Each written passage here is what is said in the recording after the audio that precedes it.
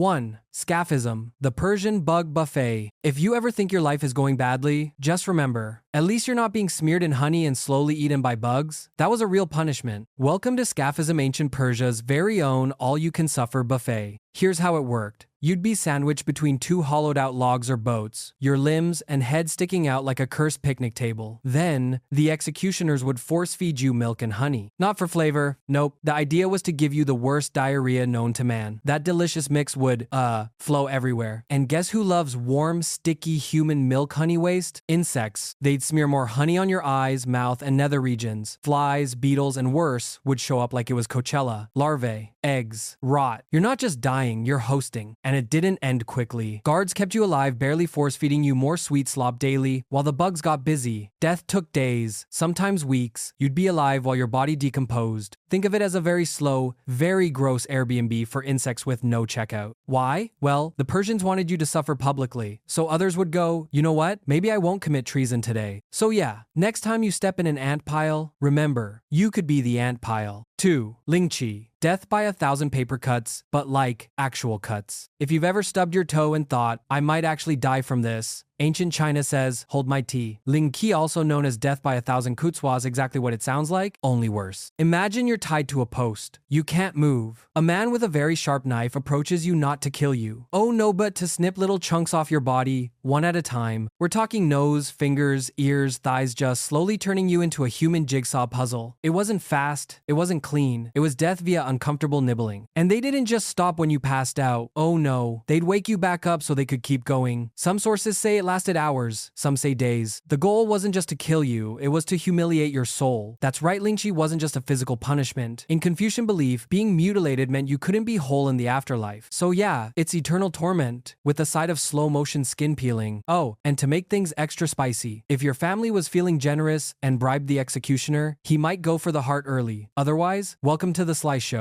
Death by 1,000 cuts. A poetic name for a punishment so creatively awful, you have to admire the commitment. Like, who thought of this? Let's slice Gary into deli meat very slowly. Ancient China, you were wild. 3. Blood Eagle Viking DIY. Back surgery. So you've made a Viking mad. First of all, bad move. Second of all, hope you like alternative chiropractic methods. The Blood Eagle wasn't just punishment, it was a full Viking art piece. Graphic, gruesome, unnecessary? Absolutely. Here's how it allegedly went down. First, they'd tie you face down, calm before the storm. Then, they'd slice open your back and ready, break your ribs outward, kind of like wings. And then, they'd pull your lungs out and drape them over your shoulders. And this wasn't metaphorical. This was some messed up human eagle cosplay. They'd even pour salt on the wounds literally, because if you're gonna be tortured, may as well be seasoned. Now, historians argue whether it really happened or if it was just poetic exaggeration, but if someone made it up, that person seriously needed therapy. Regardless, it became part of Viking legend. It wasn't just a punishment, it was a performance. You betray us? Cool. We turn you into a backpack. Supposedly, you'd still be alive through most of it. Vikings valued strength, and if you didn't scream, that earned you extra man points in Valhalla. Which sounds hardcore, until you remember your lungs are outside your body. So yeah, if a Viking starts sharpening an axe and whispering about wings, just apologize. Fast.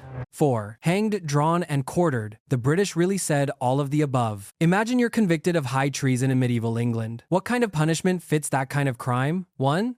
That's cute. The Brits went for 4 punishments in one horrifying package. First, you're hanged, but not until you die. No, they let you almost suffocate. You're flailing, purple-faced, then surprise! They cut you down. Then, you're drawn, which doesn't mean someone sketches you. Sadly, it means you're tied to a horse and dragged through the streets. Bumpy, painful, dignity equals gone. Then they disembowel you. Yup, your intestines come out, often while you're still alive. Sometimes they burn them in front of you. Like, hey buddy, recognize these? Then comes the quartering. Your body gets chopped into 4 pieces. Head off. Arms and legs separated. Each bit sent to a different part of the kingdom as a fun warning. Hey peasants, don't try anything. It wasn't punishment, it was a parade of pain. The full medieval torture combo. A happy meal of horror. And get this sometimes, the executioner would screw it up and hit bones wrong. Multiple hacks. Sloppy job. Imagine watching someone struggle to cut your leg off. Not great. The British government called it deterrence. We call it someone needs therapy. Number 5. Keel hauling. Pirates gonna pirate. You know what's worse than being dragged? Being dragged under a boat while barnacles give your body a makeover. Welcome to keelhauling, the pirate-era punishment that screams, yo-ho no. This delightful little practice was especially loved by navies and pirates between the 1500s and 1800s. Here's how it worked. They'd tie ropes around you, then yeet you over one side of the ship and drag you under the hull to the other side. Sounds simple. It wasn't. First problem, barnacles. Those crusty little sea razors covered the bottom of the ship. So as you got dragged, they'd slice you up like deli meat. No part of your body was safe: arms, chest, face. It was like giving yourself the worst exfoliation ever invented. Second problem, you had to hold your breath while being pulled underwater face first into a giant wooden meat grinder. If you were lucky, you passed out or drowned. If you weren't lucky, well, you came back up on the other side, still breathing, only to go right back under again. Lather, rinse, scream, repeat. Sometimes they'd do it slow for extra lesson learning. Other times they'd throw in weights to keep you down longer. Motivation, they called it. And it wasn't just for pirates, they used it on soldiers, sailors, and anyone who got too mouthy. Basically, you disrespected the captain? Cool. Let's introduce you to the underside of the ship. Honestly, if a punishment has the word haul in it, it's already a bad time. Add boats and barnacles, it's historical waterboarding with a side of body horror. So next time you complain about rough seas, just be glad you're not part of the boat maintenance crew. 6. Boiling soup? No, you're the soup. Let's say it's the Middle Ages, and someone steals from the royal kitchen. What do? Jail? A fine? Nah. How about boiling them alive like medieval fondue? Introducing boiling as punishment. A recipe nobody asked for. This one's simple. Giant pot, water, or sometimes oil, or even molten lead spicy, fire underneath, and one very unlucky human tossed in like a sad potato. The water didn't start boiling, they'd put you in cold and heat it gradually. Because apparently, sudden death just wasn't dramatic enough. Why start cold? So you could feel everything. First, the feet go, then the legs. Blisters, screams, sizzling skin. Slowly, like your body's realizing you've made a huge mistake. You're not just dying, you're infusing. Fun fact, in England, boiling was a legit punishment for poisoners under Henry VIII. Because poisoning someone was sneaky, and the king felt sneaky crimes deserved loud, screaming deaths. He wasn't subtle, and people watched this. Publicly. Town square vibes. You're out there buying bread, and boom, someone's turning into people's stew right next to the cheese stall. Great day out for the kids. Now, they didn't always die quickly. Sometimes it took minutes, sometimes hours. Depends on the recipe. Some were flipped mid-boil like a human pancake. A full-body simmer special. If you're thinking, this sounds like a cartoon villain punishment, you're right. Except this was real, government approved, and very much on the menu for centuries. So next time you're making pasta, say a quiet thank you that you're not in the pot. Because back then, the only thing between dinner and disaster was not pissing off the king. Number 7. Rat torture. The original rodent problem. Rats. Cute in Disney movies. Absolute nightmare in historical torture chambers. This punishment was less medieval justice and more, let's see how much trauma we can cram into a single box. Here's the gist. They take a live rat, trap it in a bucket or metal container, and strap that onto your bare stomach or chest. Already sounds sketchy, right? Now here's where it gets spicy. They'd start heating up the bucket. What happens when a rat gets hot with nowhere to go? It panics. And what's between the rat and freedom? Your skin. So naturally, it starts digging through you. That's right, the rat claws, bites, and chews its way into your body trying to escape the heat. It doesn't care that you're screaming, it's got survival instincts. You've got holes now. Internal ones. This was used in various forms throughout history, from Europe to South America, even allegedly by the Romans. In later years, especially during oppressive regimes, looking at you, secret police, it was used for psychological torture, because nothing says spill your secrets like the idea of being a rat's exit tunnel. And sometimes, just to really crank up the nightmare, they'd use multiple rats, or fasten the container somewhere extra personal. Yeah, that happened. You might think this sounds made up, but no, people actually thought of this, designed the equipment, and said, yep, this'll teach them. Moral of the story? Never give humans access to fire, metal containers, and a loose rodent budget. And definitely don't end up on the wrong side of history when someone's got a rat problem and a sick imagination. 8. The rack Stretch Armstrong but human and screaming. Let's say you've been accused of heresy, or treason, or stealing the royal goat. Time for a casual visit to the rack, the medieval equivalent of turning someone into a Stretch Armstrong toy. Minus the fun and plus the screams. It's a wooden frame with rollers at each end. Your wrists go on one side, ankles on the other, you're tied down tight. Then the torturer, who definitely had issues, starts turning cranks that slowly stretch you, and not in a relaxing yoga way. Every crank pulls your limbs just a bit farther than your body was ever meant to go. Joints start popping, tendons snap like overcooked spaghetti, muscles tear. Eventually, you're lying there longer than your will to live. And here's the real kicker. You don't die immediately. Nope. You just become this limp, mangled noodle of a person, often still conscious, just extremely horizontal. Many victims survive, just not in the walking upright again sense. It wasn't always about death, it was about information. Confess. Give us names. Say what we want. And if you didn't, more cranks, more crunch. You will spill the tea, or at least your shoulder sockets. Bonus trauma? Sometimes they'd hang you after the rack, for closure. It was used all over Europe, especially during the Inquisition. Because what's a little theological debate without some orthopedic destruction? So yeah, the next time you hear rack and think wine rack, just remember, in medieval times, it meant you were the wine, and they were uncorking your skeleton. 9. Crushed by elephant, Dumbo has had enough. You've heard of being stepped on emotionally. Now imagine it physically with a 5-ton elephant. Welcome to Ancient Execution, South Asia edition, where the royal court said, let's weaponize the zoo. Crushing by elephant wasn't just execution, it was an event. In parts of India, Sri Lanka, and even Persia, elephants were trained not just to trample, but to aim. That's right, these weren't random stomps. These were skilled assassins with trunks. Some rulers made it fast. One big squishy stomp to the skull. Boom. Done. But others? Oh, they got creative. The elephant would slowly crush arms, then legs, then maybe take a break. Dramatic tension. Some were trained to toss you in the air, or even kneel on you like it was yoga class. Flexibility and fatality. The public loved it. Huge crowds, street food. Elephant executions were like reality TV with fewer commercials and more screaming. And here's the wildest part. If the king changed his mind mid-execution, the elephant could stop, mid-stomp. Imagine being halfway crushed and the elephant just goes, nah,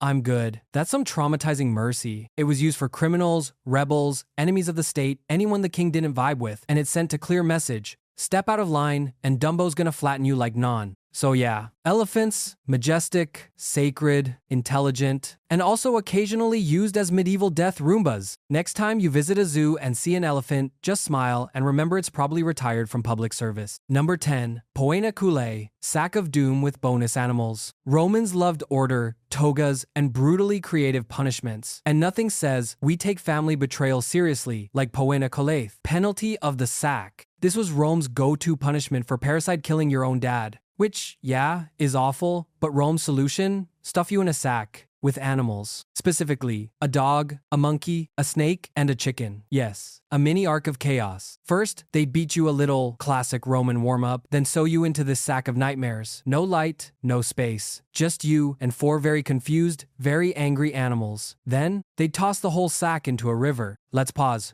Who decided those animals? Were they like dog for loyalty, monkey for chaos, snake for danger, chicken for lunch? Whatever the symbolism, the result was the same. You either drowned, got bitten to death, or got pecked to insanity first. Usually, all 3. Some versions used different animals depending on what was available. No monkey? Maybe a goat. Forgot the snake? Toss in a weasel. Improvisation was part of the punishment. And here's the kicker, this wasn't some fringe punishment, it made it into Roman law. They were committed to this sack strategy. Because why simply execute someone when you can create a flailing, hissing, screeching water balloon of terror? Honestly, it sounds like a punishment designed by a sleep-deprived zookeeper. So the next time your family annoys you, just remember, ancient Rome had a whole dad-killer sack system, and they took it very seriously. 11. Tar and feathering, extreme makeover, medieval edition. So you've annoyed the wrong crowd, maybe you're a tax collector, a snitch, or just had a punchable face in colonial America. What's the punishment? Jail? Nope. Let's roll out the tar and feathers, baby. Here's the play-by-play. Step 1, you get stripped because embarrassment is free. Step 2, they pour boiling hot tar on you. Not warm, not gooey, we're talking molten lava vibes. Your skin? Not thrilled. Then,